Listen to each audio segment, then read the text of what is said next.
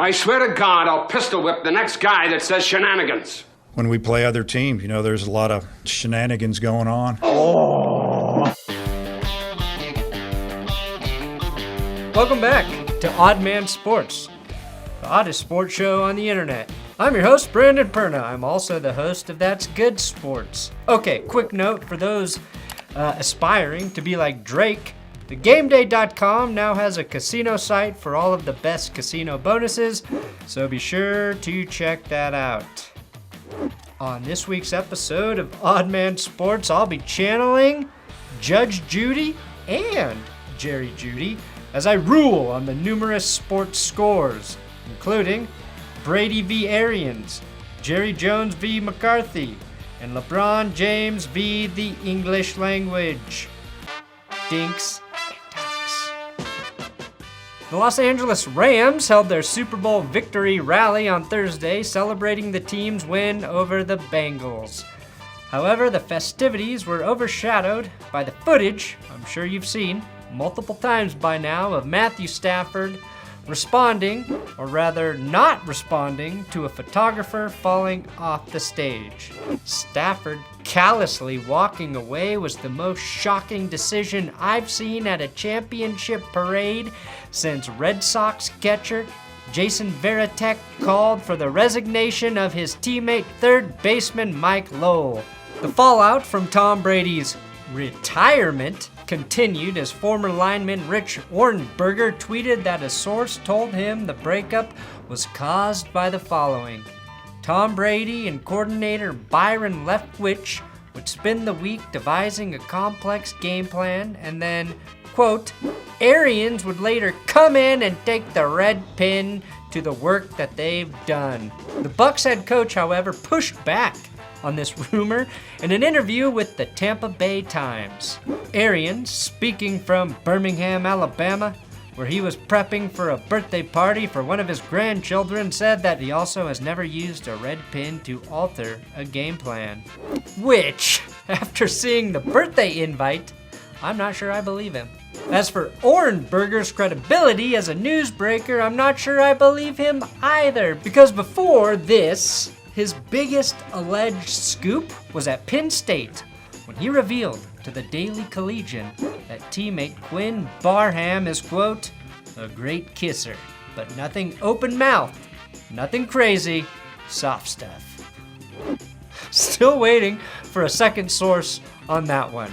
Ohrnberger responded to Arians' response by saying that when he mentioned Arians' use of a red pin, he was, quote, figuratively speaking, of course, which I give him credit because at least he understands the difference between literally and figuratively, as opposed to some people. Well, Steph, come on, man. He literally has an automatic sniper connected to his arm. Wasn't LeBron lecturing us like less than a month ago on how offensive it was to use gun terminology when talking about shooting a basketball? What he said was so insensitive, and the words that he used is not even something that should be ever said. Now, Steph Curry's 50-point performance for Team LeBron led to him winning the first annual Kobe Bryant All-Star Game Most Valuable Player Award, and Dennis Rodman won the Kobe Bryant Why Are You Still Here But I'm Not Award when he tried to sneak into this photo with LeBron James and company. Money talks. Well, the Olympics in Beijing are finally over. I barely knew they started, with Norway coming out on top in the medal count. Now, I do have to admit, as a man, I found this year's Winter Games especially hard to watch. And not because the main events, like figure skating, are inherently geared more towards female fans, but rather because of stuff like this.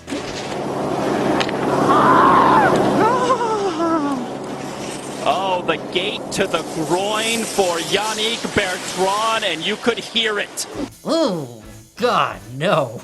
Any Olympic sport where it's possible to get a gate to the groin seems totally insane to me. Like letting Alec Baldwin compete in the biathlon. And this downhill mishap wasn't even the worst Olympic skiing penis injury of this year's games. An Olympian skier has been left in unbearable pain after his penis froze during the men's 50-kilometer cross-country skiing event. That's right.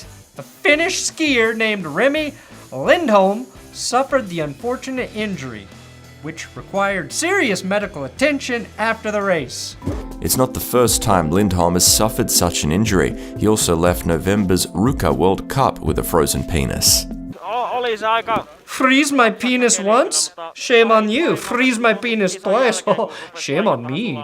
Okay, according to Lindholm, due to his latest injury, he is reportedly concerned about the viability of his reproductive organs, which is information he may want to keep to himself, considering what we learned the last time the Olympics were held in Beijing back in 2008. These Olympics are about breaking down barriers, and what greater barrier between this wonderful Beijing city and the West of the fact that they eat penis and we don't. Odd man out. My favorite NFL story to monitor continues to be the cat and mouse games between Cowboys owner Jerry Jones and head coach Mike McCarthy. Shortly after the Cowboys' first-round loss in this year's playoffs, McCarthy was assured that his job was safe. But that hasn't stopped Jerry Jones from picking up the phone and gabbing with every radio station in Dallas about all the other coaches he's potentially interested in as McCarthy's successor. Said Jones, Mike knows that someday somebody other than him will be the coach of the Cowboys. Which is a little bit like Hugh Hefner announcing that Tiffany knew that eventually she'd be replaced. Of course she knew it, but it still stings to hear it out loud, doesn't it? Now McCarthy responded to Jones's public flirtations by going on the Rich Eisen show, and in doing so demonstrated the book smarts of one of Hef's girls. When you look at those type of comments, I've always, kind of taken a blind ear to those things. A blind ear? Hey Mike, a piece of advice. Keep your ear to the grindstone, my friend, and this will all work out just fine. And by fine, I mean you're gonna get fired after the Cowboys' 2-2 start. And this wasn't the only big gossipy story involving America's team from this last week. Well, ESPN reports the Dallas Cowboys paid $2.4 million to settle a potential lawsuit with 4 Cowboys cheerleaders who accused a team executive of voyeurism. And if you want to know the specifics but are too nervous to Google cheerleaders plus locker room plus voyeur, then just let me sum it up for you. The team's longtime PR director, Rich Dalrymple, the guy whose only job it is to clean up messes like this, was accused of taking cell phone videos back in 2015 as the cheerleaders changed. Also, according to the ESPN article, in April of 2015, a Cowboys fan watching a live stream of the team's draft war room claims to have noticed Dalrymple taking upskirt photos of Charlotte Jones. Charlotte Jones is Jerry Jones's daughter, and if you're curious what this 2015 war room setup looked like, here's footage during the Cowboys' selection of Randy Gregory, which shows Jerry flanked by his daughter, and behind her is Dalrymple holding a cell phone.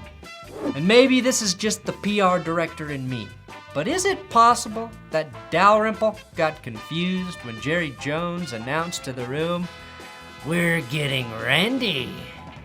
The old guy spying on people got spied on while being a creep. Busted by technology he didn't understand. And there's only one way for these guys to stop getting caught. Stop being creepy fucking pervs. All right, that's it for today. Now excuse me while I start my week-long Panchakarma cleanse. Tune in next week for a very big announcement. Odd Man Sports. It's in the game.